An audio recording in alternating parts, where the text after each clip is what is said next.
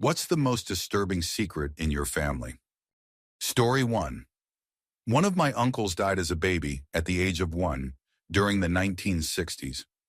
Everyone knows that he was left in the bath when my grandmother went to answer the phone, and she came back to find that the water was too hot and he had burned alive in the bathtub. It turns out my grandmother, who already had 2 children and probably would not have made a rookie mistake like that, had sent my aunt, who was 4 years old, and my other uncle, who was 3, to take a nap and was across the house on the phone. So she did not hear them start the water to give my youngest uncle a bath. They were playing bath time and accidentally burned him alive in the bathtub, and neither of them knows the truth or remembers it. My grandmother will not tell them because she does not want them to blame themselves. I am not sure why my mother knows, but she told me during a deep conversation over family issues. Story 2. Any trace of my family's history photos, records, heirlooms, property, and so on was wiped away by Pol Pot's regime. Anything left, like a few family photos and necklaces, was smuggled by each person who valued it. 80% of my family do not actually have memories of their birthdays, as many of them were adolescents surviving the years of the killing fields. So 80% of my family do not actually know how old they are. Everything I know of my parents, uncles and aunts, and grandparents before the war are only anecdotal recollections. With only one surviving grandparent, it is hard to piece together a complete story. My siblings and I will literally be the only generation with a recorded existence in my family. Story 3. The first person in my family to immigrate to America was granted an enormous amount of land to help settle and lead a town in Virginia. 31 years later, he testified against his 2 eldest sons for skipping church 3 Sundays in a row. They were fined 100 acres of tobacco each. 2 weeks later, he threw the first stone in a public stoning that resulted in their deaths. They had been convicted of devil worship after skipping church 5 Sundays straight.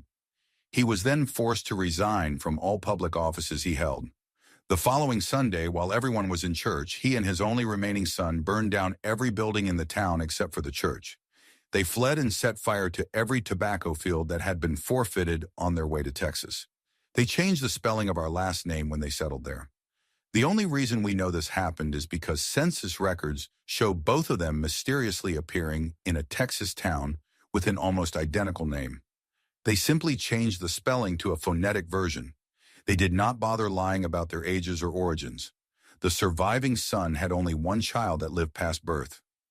That son became a bank robber in his late 60s to pay for his children to attend law school. Somehow our family is known for famous lawyers and not the first 3 generations of criminals in America. Story 4.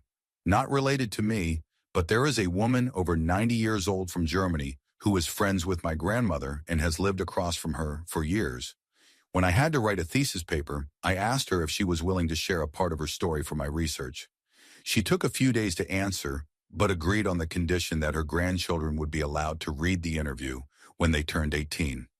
She was barely 17 years old when the war began, and her entire family except for her mother was male 2 brothers and her father, so they were all eventually conscripted into the service.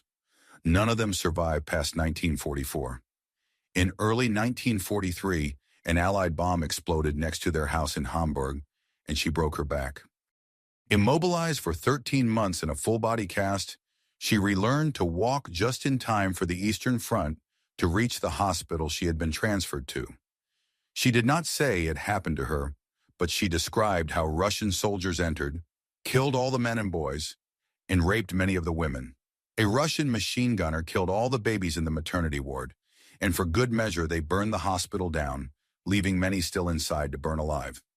She said she still remembers one Red Army soldier laughing as he walked by, remarking that the forward detachments had left nothing for them to shoot. "The sound never leaves me," she told me. Still very weak from her injuries and not knowing where her family was, she was left to fend for herself from 1945 until late 1946. She spoke of checking the pockets of dead bodies for scraps of food or foreign currency, eating things I could not imagine eating. In early 1946, she got in touch with the American Army, which accessed surviving records for German citizens. There she learned that the Nazis had listed her entire family as deceased, So she went to Berlin to try to get residence on the American side of the city and find work. Her description of Germany during that trip was like something out of The Road. There were barely any buildings not bombed, burned, or shot up. Bodies lay everywhere, and she endured constant abuse because of her blonde hair.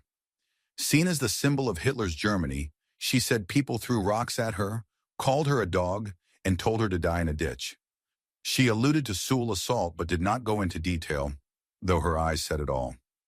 I did not have the courage to ask her about the concentration camps. Working in Berlin in 1946 at a tailor shop, the owner yelled at her to go to the counter to help a customer. He was an alcoholic former soldier, abusive and bitter from the war. When she walked to the counter, she thought another bomb had fallen and killed her because she was staring at a ghost. At the counter, reported dead for months, was her mother.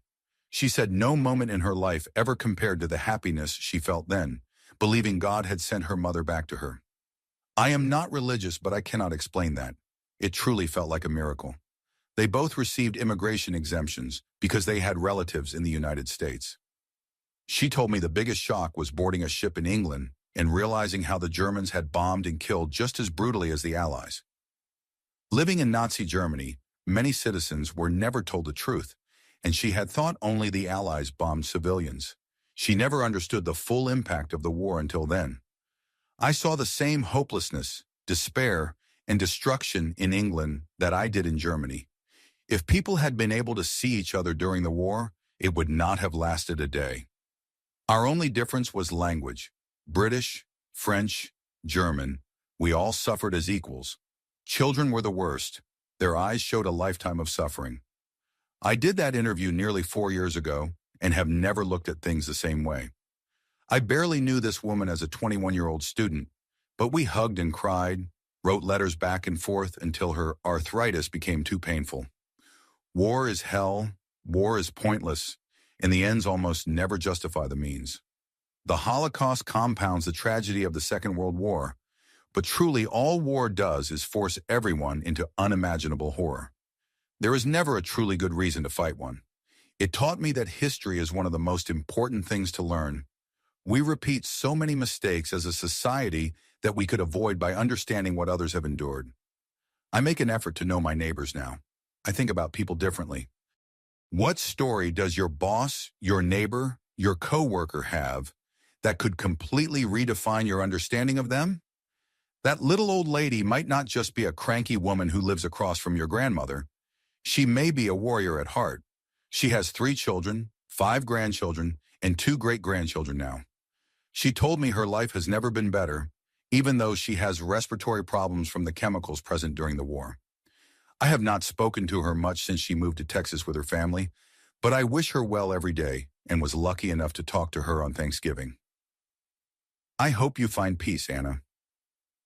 Story 5. My grandfather told me stories about his time as a prisoner in Germany. He was a soldier after the Italian campaign in Greece and was taken prisoner by the Germans after Italy signed the armistice with the Allies.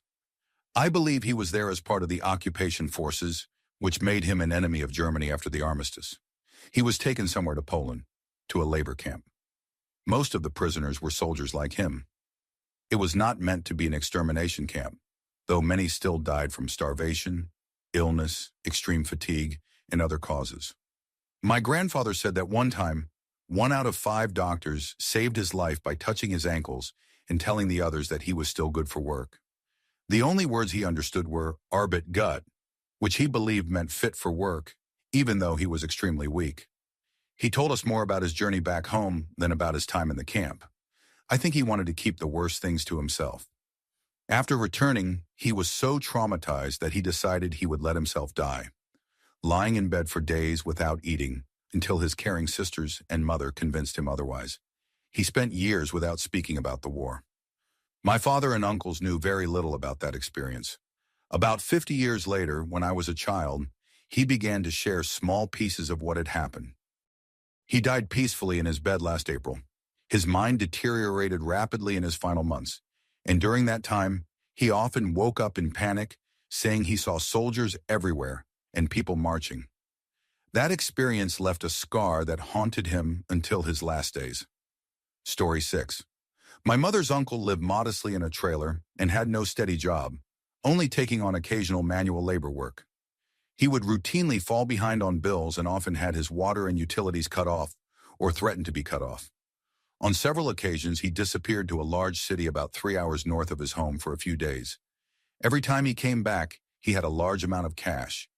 One night during a poker game, people started talking trash, and he said that none of them knew what it was like to kill a man. One of the people there was my mother's cousin, who later claimed to have overheard the conversation. Naturally, they pressed him for more details, but he refused to say anything else. Everyone in the family knew he had a mysterious way of coming into large sums of money, but no one ever knew how, other than assuming he was gambling. He died about 10 years ago.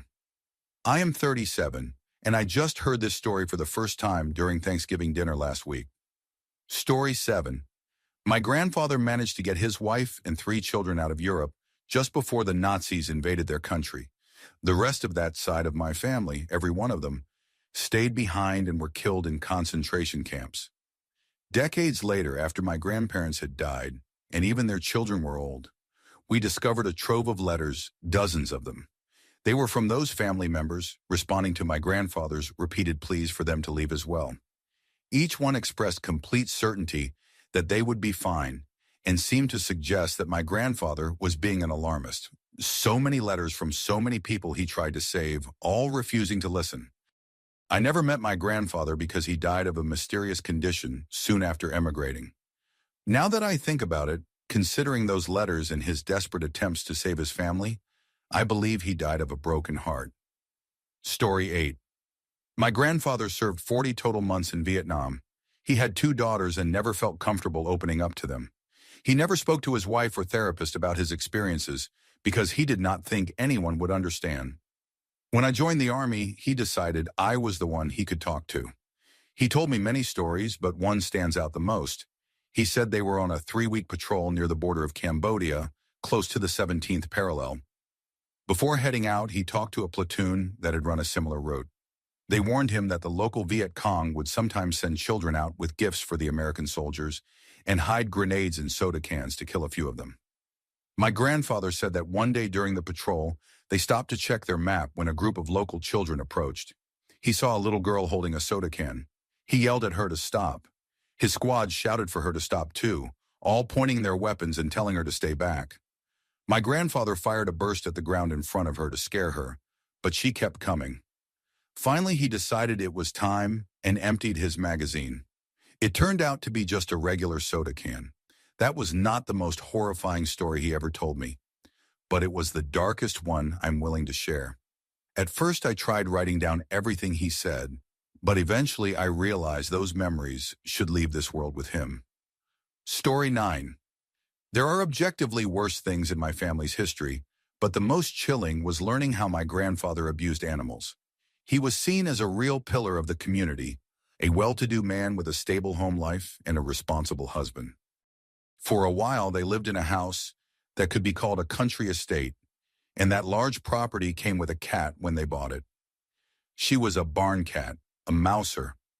Long after they had sold the property, my mother and grandmother were reminiscing about the place, remembered the cat, and wondered what had happened to her kittens. Smiling, he joined the conversation, saying, "I asphyxiated them." Then he described how he bundled each litter of kittens into a bag, tied it to the car exhaust, and let the car idle until they stopped moving. Afterward, he buried them out back. Instead of ever getting the cat spayed, he let her keep having litters and executed every one of them. He never tried to find homes for the kittens or take them to a shelter. Cost was no issue. This man had a country club membership and owned a yacht. Yet he was the kind of man who was polite to waiters and a doting, loyal husband. My grandmother passed away when I was 19, and the only argument I ever saw between them lasted less than 5 seconds. No one suspected he was capable of such cruelty, not even his wife. When he finally admitted it, no one treated it as if it mattered. I was a teenager in the same room during that conversation, listening in stunned silence, and I did not know what to think about it for a long time afterward. Story 10. My maternal great-grandparents, Sarah and Levi, had twins, a girl and a boy. My grandfather, Harrison, was their older brother. When I was working on my genealogy, I discovered that the twins both died on the same day. Nobody in my family is sure why or how. Harrison never spoke about it, but the rumor was that they might have suffocated accidentally. My mother recalled hearing that they had been placed on an open oven door to keep warm, which was apparently a common thing to do in the 1920s or 30s, and that someone accidentally closed the oven door, pushing the twins inside. Nobody knows the truth. Levi worked for a carnation milk factory in the 1930s or 40s and was involved in an accident where a piece of machinery hit him hard in the head. He was sent home, lay down for a nap, and never woke up again, likely from a fatal concussion. Harrison had to drop out of school as a teenager to support the family. Then, in the 1960s, Harrison was in a hospital waiting room complaining of chest pain when he suddenly collapsed. It was discovered that he had a heart aneurysm. Back then, it was considered fatal, but there happened to be some students fresh out of medical school at that hospital who had just learned about a new surgical technique for aneurysms. They could not guarantee he would survive the surgery, and even if he did, they did not know how long he might live afterward. It was purely experimental at that point, but my grandmother gave her consent and they performed it. He ended up living for many more years until he died in 1988, when I was 2, from liver cancer that he refused to have treated. I was told it was because he had seen his sister die from cancer and did not want to suffer trying to fight a losing battle. My grandfather Harrison had a hard life, but he was deeply loved and missed by my family. My grandmother, his wife, finally rejoined him in 2012. Story 11. My father did not know that the woman he had been living with was his stepmother and not his biological mother until he was in his 20s. What happened was that my grandparents divorced around the time my father was about 3 years old. Around that same time, he was hospitalized with third-degree burns after accidentally spilling a pot of boiling water. When he came home, there was a different woman in the house. At first, he insisted that she was not his mother, but everyone, his father, aunts, and sisters, kept telling him she was.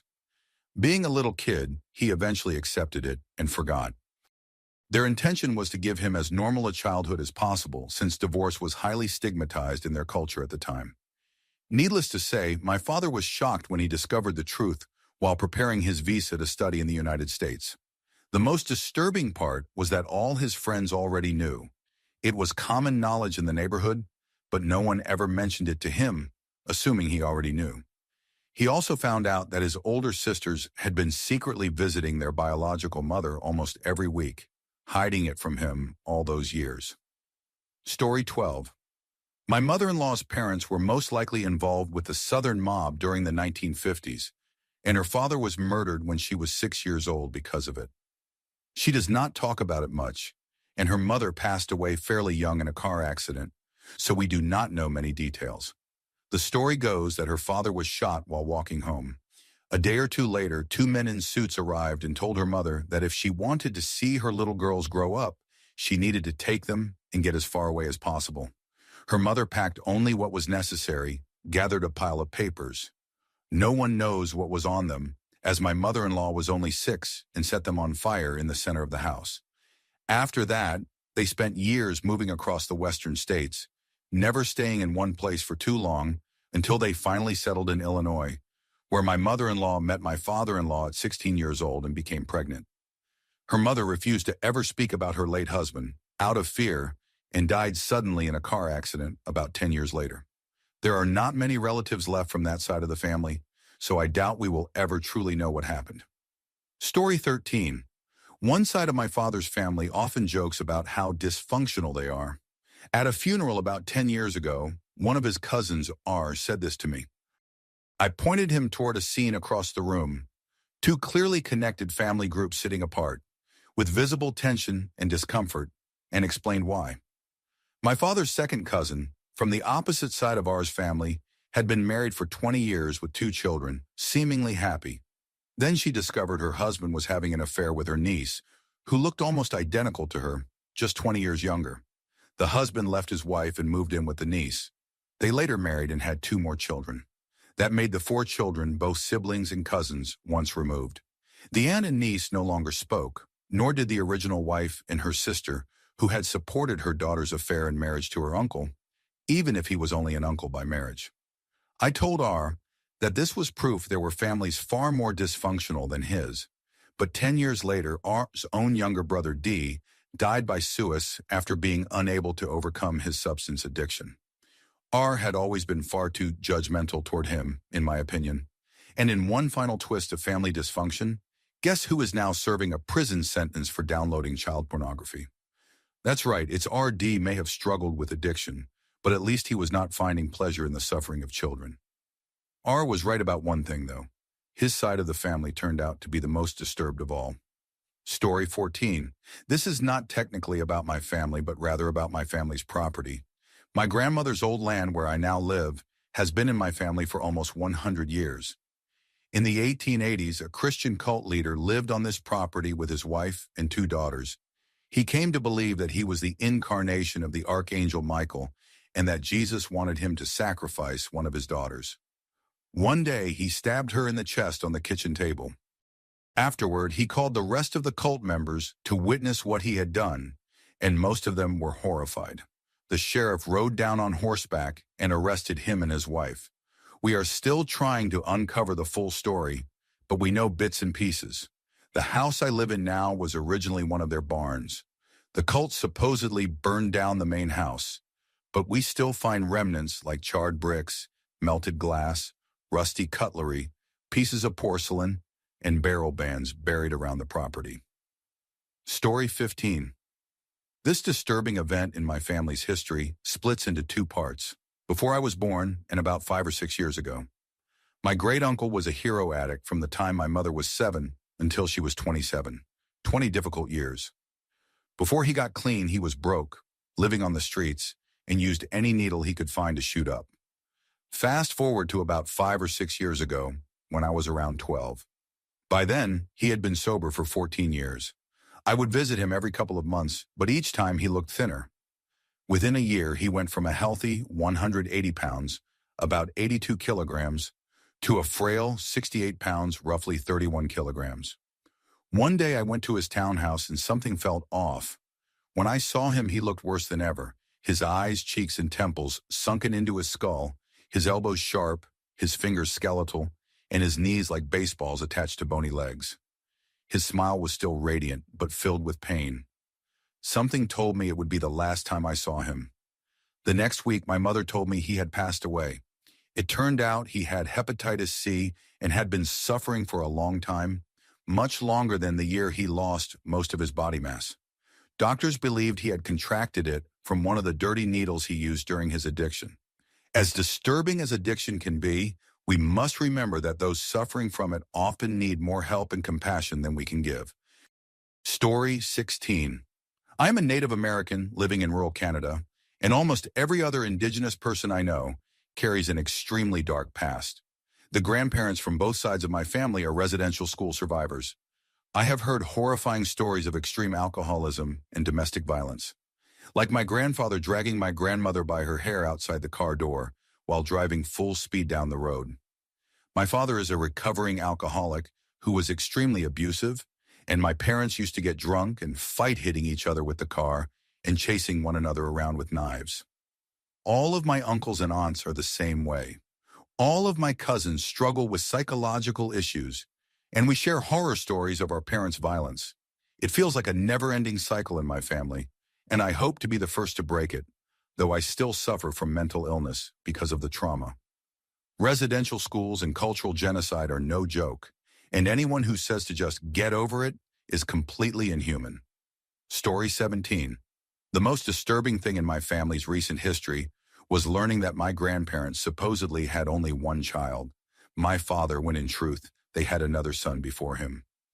I found out several years ago and eventually learned the full story. Back in the early 1970s, my grandfather was an alcoholic. While he was a good man when sober, he became violent and cruel when drunk, regularly beating my grandmother. When she became pregnant, he stopped hitting her for a while, but one night, when she was about 7 months along, he came home extremely drunk and angry. Whatever he did that night, she could barely speak through the memory. It caused her to go into premature labor from the trauma. He would not let her leave or use the phone.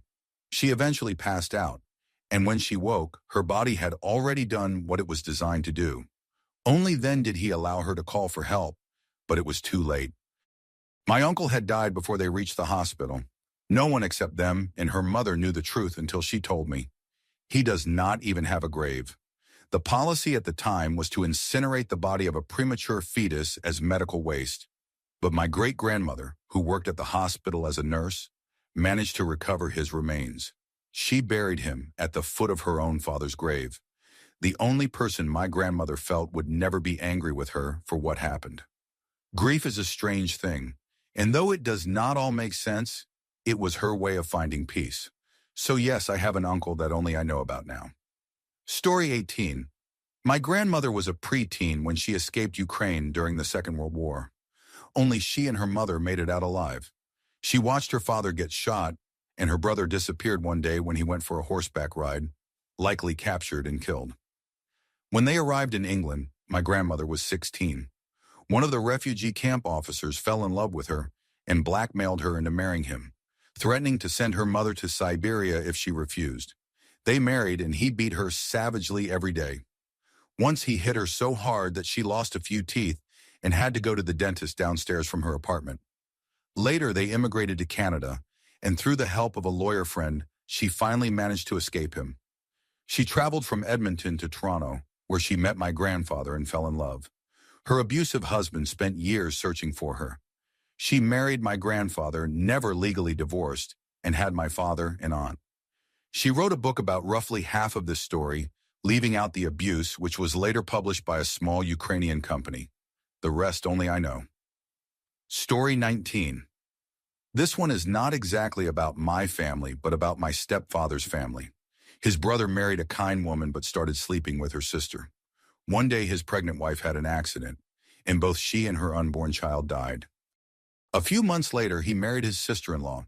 Considering that his family is very religious and believes widows and widowers should never remarry, that marriage happens only once, their complete denial of the first wife's existence is astounding. They treat the new couple as if they are the kindest, most perfect people on earth. When their mother became too old to care for herself, they decided to hire someone to live with her and help around the house. He refused to let anyone else handle the hiring and personally chose a Cuban woman. Their mother did not like her and said she was stealing from her, suffering from panic attacks every day. When someone suggested finding another caregiver, or even considering a retirement home, since the situation was unbearable, he exploded in anger. Of course, he did not want to fire her because he was having an affair with her, so she stayed, and their mother continued living in fear. Meanwhile, he managed his mother's finances, which really meant he was stealing from her weekly. No one said a word because that would mean admitting the family was not perfect, and they could not allow that. He has always been self-righteous, obsessed with proving he is smarter than everyone else, and it was no surprise when he and his wife, his former sister-in-law, joined a strange cult. They even claimed they would move to a South American country to serve their leader after retirement. Eventually, karma caught up with him. He got cancer in its early stages, but because they did not believe in doctors, he refused treatment, claiming doctors were murderers. Instead, he went to a shaman who told him it was just indigestion. He cut out so-called poisonous foods like potatoes, tomatoes, meat, dairy, and several other fruits and vegetables, believing he would be cured.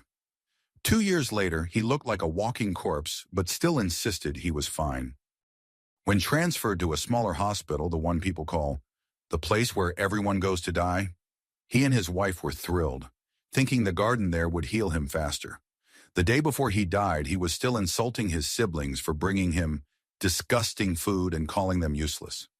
Even on the day he died, no one was allowed to admit he had cancer. It was still just indigestion, soon to be cured by climbing mountains. Over a year has passed since his death, and I still cannot openly say he had cancer and refused treatment, because that would mean admitting the family was never perfect, and that truth is something they will never face. Story 20. My great-aunt was married to a drunk. She thought she had reformed him, and for a while she had, but anyone can relapse. When he lost his job and started drinking again, she knew she had to leave. One day she left work early, picked up her children, and packed their bags. Before leaving, she sent her youngest son to take out the trash one last time, which for some reason involved driving a few miles down the road to the dump. While she was gathering some last-minute belongings, John, her husband, came home. He was drunk and furious. He walked into the house carrying a .38 caliber revolver and shot his wife and two daughters. The youngest, Dolly June, was hit once in the stomach but pretended to be dead. After shooting the women, John's son returned and tried to help his mother, only to be shot and killed as well. John dragged all of their bodies one by one into the kitchen and left them there. Later, Dolly was found alive, the only survivor. My grandfather received the devastating news in Charlotte, North Carolina, and immediately left for Knoxville, Tennessee, taking my 15-year-old father and 2-year-old uncle with him. Authorities knew he intended to kill John, so they stopped him at the state line. They searched his car but found nothing. His pistol had been tucked away in my uncle's diaper. The police let him go but radioed ahead to ensure that John was put in prison for his own safety. I might not even be here if my grandfather had been arrested that day. Story 21. My great-grandfather, my grandmother's father, was killed a few months before she was born. It was reportedly murder, committed by his own brother, who had gotten involved in bootlegging. My great-grandfather had chosen more legitimate work, possibly in coal or steel, I am not sure which. One day his brother came to borrow his truck, but knowing his brother's criminal ties, he refused repeatedly. Not long after, my great-grandfather and a neighbor he carpooled with finished work to find the truck missing. With no other option, they began walking home along a road that is now one of the main highways out of the city. As they walked, a speeding vehicle struck my great-grandfather, who was closest to the road, killing him instantly. The neighbor survived and ran for help, but by the time anyone arrived, it was too late. Sometime later, at a family gathering, my great-great-grandmother was there, along with the brother suspected of the murder. He was sitting on the second-floor balcony, leaning against the railing, talking to relatives. When she passed by without greeting him, he called out, asking why she had ignored him. She shouted back that she had no son and that he had killed him, before pushing him backward off the balcony. He survived the fall without injury, but I imagine it ruined the rest of the party. Story 22. From around 1890 to 1920, my great-great-grandparents lived on a farm along the Ohio River in southern Indiana, directly across from Louisville. They lived in separate houses on the property, divided by a creek. My great-great-grandfather was a spiritual medium who held seances and was known throughout Clark County for his supposed ability to contact the dead. He claimed to speak with the spirits of Native Americans buried on the land part of the property, later proved to be an actual burial ground. He also believed in the legend of Prince Madoc of Wales, who supposedly sailed to America long before Columbus. According to him, Madoc and his followers settled in the Ohio River Valley, where they clashed violently with the Shawnee. My great-great-grandmother, who was half Shawnee, told a local historian that her family passed down a story about a curse placed on the Shawnee by those settlers. Their daughter, my great-grandmother, worked as a housekeeper for a young widower who owned a grocery store. She became pregnant by him, and they later married. After he died, she began suffering from seizures, claimed to see ghosts, and grew terrified of being alone. She was declared legally insane and committed to the Central Hospital for the Insane in Indianapolis. Her daughters, including my grandmother, were sent to live with their grandmother. A few years later, my great-great-grandfather was walking along the railroad tracks from Louisville to Jeffersonville to visit a woman when a train hit him from behind, killing him instantly. Not long after, my great-great-grandmother was beaten to death by her 19-year-old grandson, who shared her house along with my grandmother and nearly a dozen other relatives. She managed the family's finances and kept money locked in a dresser drawer, wearing the key on a chain around her neck. One day, the grandson tried to smash open the dresser, then beat her with a crowbar when she resisted. Her body was found that evening, naked and wrapped in a bloody quilt. The money was gone. Police searched through the night and found him the next morning camping by the river. As they approached, he drank a bottle of carbolic acid and died instantly. It made front-page news for days. Some relatives believed he was innocent and that his father, an alcoholic with a violent temper, had framed him. That same father had once tried to throw his brother under a moving train. They thought his story about attending a baseball game alone that day was suspicious. A few years later, my great-grandmother died alone in the asylum. Her body was brought home and buried with the family. My grandmother ran away to Louisville soon after to work as domestic help for a wealthy pharmacist's family. They taught her manners, grammar, and household skills and inspired her love for reading. When my mother was young, my grandmother told her that her parents had died of illness and that a family friend had arranged for her to work in Louisville. She never revealed the truth. My mother and her sister only discovered it decades later when my father uncovered the real story during genealogy research. They were both in their 70s by then. Story 23. My paternal great-grandfather on my father's side was a Grand Dragon in the Ku Klux Klan, and one of my great-uncles on my father's mother's side still has the robe he was supposed to be initiated with. On my mother's side, my grandfather witnessed his own father's murder. My great-grandfather had been very outspoken against the Communist Party trying to take over Greece and got into an argument with an equally vocal supporter. The next day, when my grandfather went into town with his father to run errands, the man walked right up to my great-grandfather, shot him in the head, and calmly walked away. The police did nothing, and the murder traumatized my grandfather for the rest of his life. The final dark story also comes from my mother's side of the family. My maternal grandmother lost her mother at a very young age. She died in childbirth, along with the baby. That left my great-grandfather with 5 children and no one to care for them while he worked to provide for the family. Out of desperation, he married a harsh young woman who had been considered a spinster, hoping she would take care of the children and manage the home.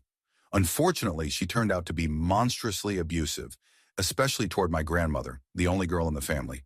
She tortured her both physically and emotionally for years, even into adulthood, until one day she beat her so severely that she could no longer hide it. When my grandfather found out, he made it very clear that if anyone ever hurt his wife again, there would be consequences. Story 24. My grandparents had 4 children, but for most of my life, everyone only knew about my mother and my 2 uncles. When I was 17, my grandmother finally broke down and told my mother the truth. She had a sister they had given up for adoption before moving away. My grandfather had insisted they could not afford another child, and rather than face the shame of explaining a missing baby to friends, family, and their 2 children at the time, they made up a lie. One day when my uncle was running through the kitchen, he accidentally bumped into my grandmother while she was near the end of her pregnancy. They used that incident as an excuse, telling everyone the baby had been stillborn because of it. Years later, my mother managed to track down her sister, and the resemblance between them was uncanny. When we met her, she was kind, understanding, and held no grudge against my grandmother. She became part of the family right away. My uncle, the one who had been told his accident had caused the baby's death, is still angry. He carried that guilt for decades, believing he had killed his sister, and even though my grandfather has passed, he still struggles to forgive my grandmother for letting him live with that lie. Story 25. My parents were never married, just together for a brief period. My mother was mostly infertile, so it took 7 tries for her to have me. In Texas, common law now recognizes that they are married because they had a child together, even though they despise each other. My mother only wanted my father as a sperm donor, and my father wanted, well, I'm still not sure what. Either way, they both wanted me, or at least wanted me away from the other. Their relationship was pure chaos and at times lethal. My father kidnapped me once when I was 2, taking me from my babysitter in Oklahoma.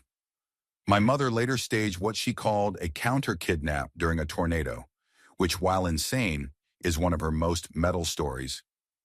The 3rd time, my father used the courts. He manipulated me with his dungeon master storytelling skills, convincing me that my mother had assaulted me. I testified in court using the exact phrase, "She touched me in my no-no spots." It backfired horribly. Both parents were deemed unfit, and I was placed in Texas foster care. The foster system there is a nightmare. All my belongings were sold except for a special quilt I still sleep with to this day. They placed me with violent felon teens, but luckily I learned to stay out of their way. My mother gave up hope, but my father, ex-military and reckless, broke me out by force. He grabbed what little I owned, and we fled the state. It was officially kidnapping, and Texas was furious. But honestly, I'm glad he did it. because the next foster home lined up for me was with substance addicts. We planned to reach California but ended up in Arizona instead. For 4 years, life was oddly peaceful. My father introduced me to PC gaming, Dungeons and Dragons, and a semi-stable routine. We had no car, so we walked everywhere, sometimes 10 miles with $400 worth of groceries in the heat. It was miserable but memorable. Then one Christmas, my father said he was giving me the best gift ever, no presents, just something better. That evening, a car pulled up to our apartment, and out stepped my mother, holding the hand of a little girl I didn't know existed. My sister. I was 11 years older than her. My mother had gotten involved with another man and believed having a baby would make him stay, but he left anyway. My parents had somehow agreed to a week-long visit, something terrifying, given they never agreed on anything. And yet, for that week, things were peaceful. They were civil. I bonded with my sister, but the day before she was supposed to leave, her employer committed suicide, leaving my mother stranded and desperate. Over time, tension built up again, leading to violent fights. I even ran away once, walking 20 miles before the Phoenix police found me in Mesa. They claimed they had 20 officers searching for me, though I doubt it. By the 4th of July, things exploded. My father was arrested after another violent fight, and my mother, sister, and I were evicted. We moved to Oregon, where her terrible taste in men struck again, twice. The first one involved accusations of molestation while I was away. The second, a man named Gene, I caught beating my mother. He came at me first, but I fought back and left him with a severe concussion that required staples in his head and neck. 2 weeks later, the Department of Human Services intervened. Now, 2 years later, I am still in the foster system, trying to figure out how to move forward from a life that never stopped spinning out of control. Story 26. My maternal grandparents simply did not want to be a family. My grandfather had several children with my grandmother, but when the youngest was about 5, he walked out and never came back. The children only saw him once more, about 15 years later. My grandmother was an alcoholic before he left, after he left, and for decades after that. She would constantly say she was going to the store, only to come home hours later completely drunk and with no groceries. Sometimes she would vanish for days, leaving her preteen and teenage children to fend for themselves. Once my mom and her siblings came home from school to find their house completely empty. No furniture, no clothes, nothing. They called neighbors and eventually the police, who found my grandmother hours later. She had moved across town and forgotten to tell her kids. Years later, the children tracked down their father and pulled into his driveway after months of searching. When they announced who they were, he stepped back into the house, and his new wife came out with a rifle and started shooting at them. The next time they saw him was at his funeral a year and a half later. My grandmother never stopped drinking. It defined her life and my memories of her. As a kid in the early 1980s, I remember riding with her along the Gulf Coast as she sipped from a highball glass filled with whatever liquor she needed to get through the day. Story 27. My parents escaped a genocide, but that's not even the most disturbing part. Before they fled, my father worked with the Red Cross, helping rural villages in his country. He was captured by the Viet Cong and imprisoned in a labor camp for a long time. He told me how he buried people every day, earning the guards' trust until they put him in charge of caring for the sick. He secretly helped keep them alive by stealing fruit and fish from nearby farms. But one day, someone he knew betrayed him, revealing his escape plans. The guards were preparing to execute him. The only reason he survived was because some villagers, who respected him, warned him in time. They quietly asked if he was the man they'd heard the soldiers were looking for, and when he confirmed it, they helped him flee. He narrowly escaped and was hunted for some time afterward. I don't know all the details. My father told me the story only once when I was 30 during Thanksgiving. The most haunting part was when he said he no longer feared death after burying so many bodies every day. Until that conversation, I had no real understanding of what my parents had endured. I had suspected they went through trauma, but most people do not survive what my father lived through. Story 28. My grandfather's sister had an affair when she was in her 20s and became pregnant. Since she had been working in another city, there was no way to pretend the baby was her husband's. Desperate, she turned to someone who performed illegal abortions. Something went terribly wrong during the procedure, and she barely managed to return home before dying in my grandfather's arms, leaving behind two little girls. My grandfather had a soft spot for them and did everything he could to support them. One of the daughters eventually fled from an abusive husband, but when her family insisted she go back to him, she cut all contact. When my grandfather died last year, my mother was convinced she saw that same woman at the funeral, standing in the back quietly, but she disappeared again afterward. My grandfather himself was forced to fight in the German army during World War II, an act considered a war crime since he wasn't German. If he had refused or deserted, he and his family would have been sent to Germany for re-education.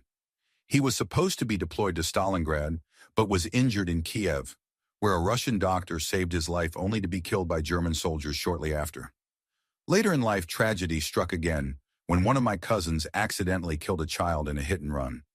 She went to the police the next day, explaining that she had fled because she feared the child's family would kill her on the spot.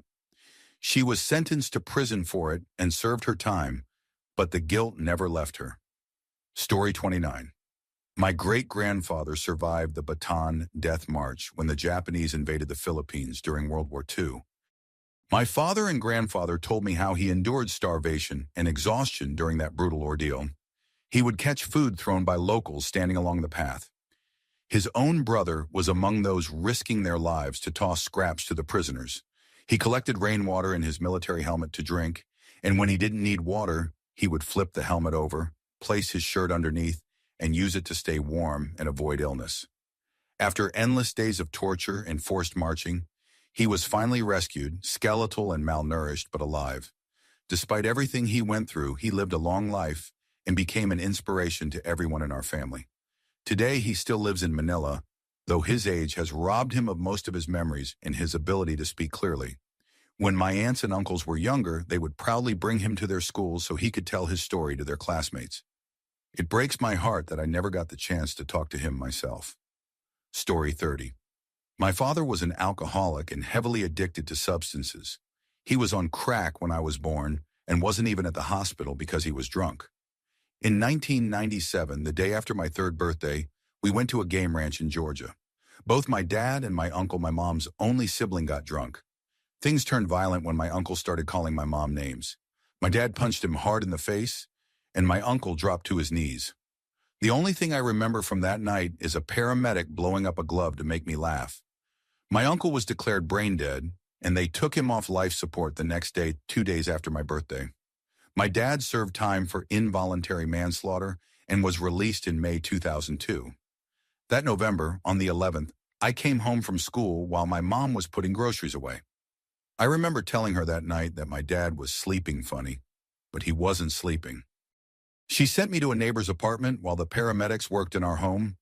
Hours later, I saw her standing outside under the streetlight, her face wet with tears, and I knew he was gone. He had overdosed. When my mom finally found a new house, I went back into the apartment to help pack our things, but she never stepped inside again. It was as if the place itself carried every ghost of what had destroyed us. Story 31. My great-uncle used to smuggle coca from Colombia into southern Louisiana in the 1980s, flying across the bayou on an insane speedboat. He looked the part: 2 white linen suits, flashy sunglasses, slick-back hair, and a massive mansion straight out of Scarface. My dad remembered going there for Thanksgiving and Christmas dinners, saying the place was nearly identical to Tony Montana's house. Eventually, my great-uncle got caught and took a plea deal, giving up everyone involved in the operation. The mansion was demolished, and he disappeared into witness protection for the rest of his life. A few weeks before my grandmother died, she admitted something that blew my mind. She had been part of the Dixie Mafia from the 1960s until the day she died. She told me how they used to smuggle weed by having Cessna planes drop bales into the swamp, which they'd retrieve with airboats. She hinted that she did other things too, but never explained what. After she passed away, my mom, cousin, and great-aunt had to contact some of her old friends to come help hide her secret grow operation. Hidden behind her property were poppy and marijuana plants. One last reminder that my sweet old grandmother had been living a double life right under everyone's nose. Story 32. My great-grandfather immigrated from Italy to Western Pennsylvania in the early 1900s. At some point, he got into a feud with another man who eventually shot him in the back. After recovering from the wound, my great-grandfather crossed paths with the shooter's brother. Not long after, that man was found dead hanged from a tree just outside of town. My great-grandfather was charged with murder, but there was a twist. His wife, my great-grandmother, worked as a housekeeper for a powerful judge in Western Pennsylvania. I've seen old newspaper clippings about the case, but I can't recall whether he was acquitted or if the charges just disappeared. Either way, he walked free and immediately moved his family to Philadelphia.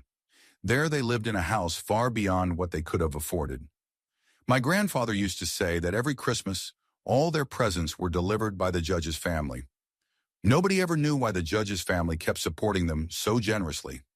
Some believe my great-grandmother had leverage on them after working in their household for years. Others think there might have been an affair between her and the judge's son. They were around the same age. Supporting that theory, my great-aunt, their 13th child, was born around the time of their sudden move to Philadelphia and was immediately sent to live with relatives 20 miles south of their original hometown. Maybe she was the love child, and some kind of deal was made for the judge to look after the family in exchange for silence. Oddly enough, decades later, I ended up going to college in that same small town 20 miles south, never realizing I'd been studying so close to the root of that family secret. Story 33. In 1951, my great-grandfather, who worked as a Soviet security officer, learned that the NKVD would soon be visiting him and his family to investigate both his wife and his own alleged misconduct. Apparently, some documents had been forged to cover up either his or his wife's laziness in their administrative work. No one knows who warned him or if the threat was even real. What is known as this: on February 21, 1951, he left his home just outside Kiev and vanished. 11 days later, he surfaced off the coast of Italy, where he was granted asylum due to his position in Soviet law enforcement. Eventually, he was admitted into the United States. Since he had served as an artilleryman at the Battle of Kursk, my family believes the Americans were interested in whatever technical information he could provide about Soviet weaponry during the early Cold War. Meanwhile, back home, his wife was arrested on February 26th, accused of forging state documents, and sentenced to 14 years in a gulag.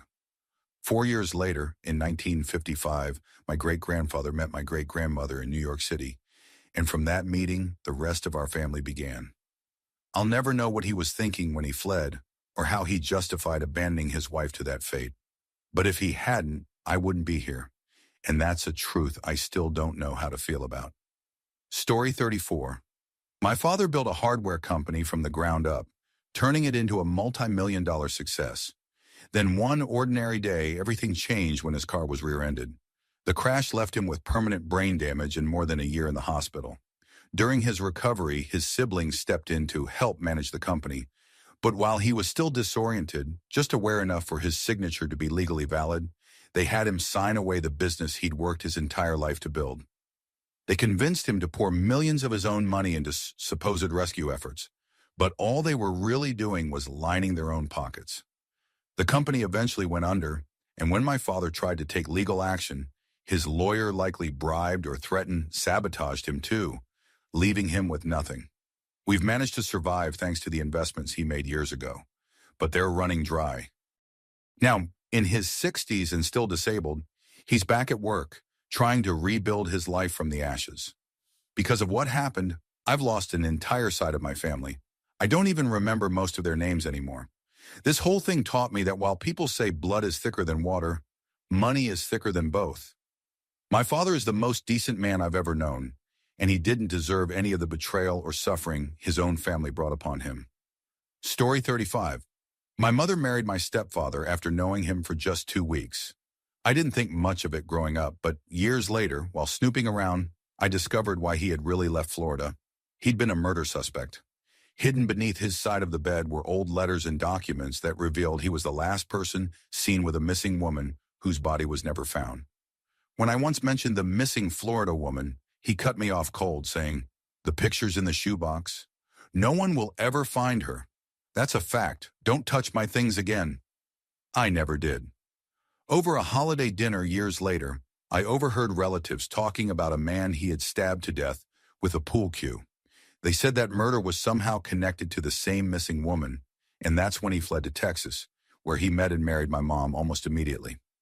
In that same shoebox, I found disturbing letters and photos from his previous stepdaughters. My mother always acted strangely whenever he got mail from them, and now I know why. She suspected he'd had inappropriate relationships with them. She was right. I learned that firsthand. They eventually divorced and remarried other people. My mother still doesn't know what he did to me, and I'll probably never tell her. What good would it do now? Karma has caught up to him anyway. He was diagnosed with paranoid schizophrenia years ago, and now, with advanced Alzheimer's, he's a broken shell of the monster he once was. My biological father wasn't much better, a violent alcoholic who beat my mom and once set her recliner on fire while she slept.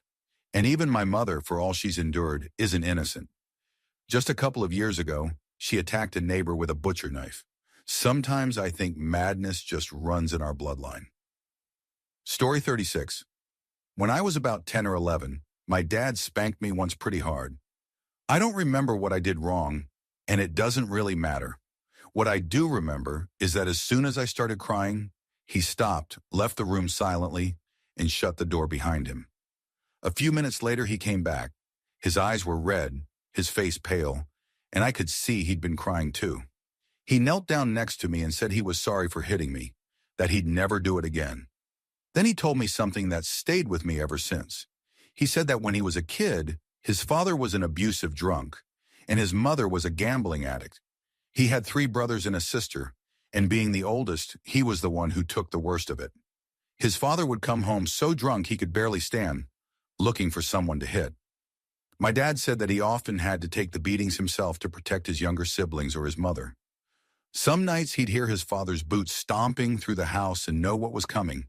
The yelling, the crash of something breaking, and then the fists. When his mother gambled away their house, the violence got worse. This cycle went on for years until my dad finally left home at 17.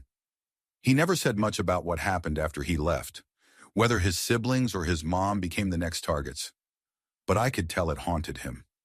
That night, sitting there with me, he said hitting me had made him feel like he'd broken the one promise he made to himself as a kid, that he'd never be like his father. I never forgot the way he looked that night, broken, ashamed, but determined never to repeat that darkness again. And he didn't. He never laid a hand on me after that day. Story 37. The story that still makes my stomach twist is the one about my step-grandmother. Before she entered our family, my grandfather was married to my grandma. They had a good life together, a nice house, a successful business, and 2 kids. Then came the woman who would destroy it all. She convinced my grandfather that the only way they could be together and for him to keep everything was to make my grandmother's life so miserable that she'd leave on her own. That way he'd get the house, the money, and custody of the children. So that's exactly what he did. He beat my grandmother regularly, berated her, and made her feel worthless until she couldn't take it anymore. Eventually she left, thinking it was the only way to survive. He filed for divorce, and because the law was different back then and my grandmother didn't have a lawyer, he kept everything. Just a week after the divorce was finalized, the other woman moved in with her 4 kids. They got married immediately, like vultures picking at the last bones of what was once a family. But the horror didn't stop there.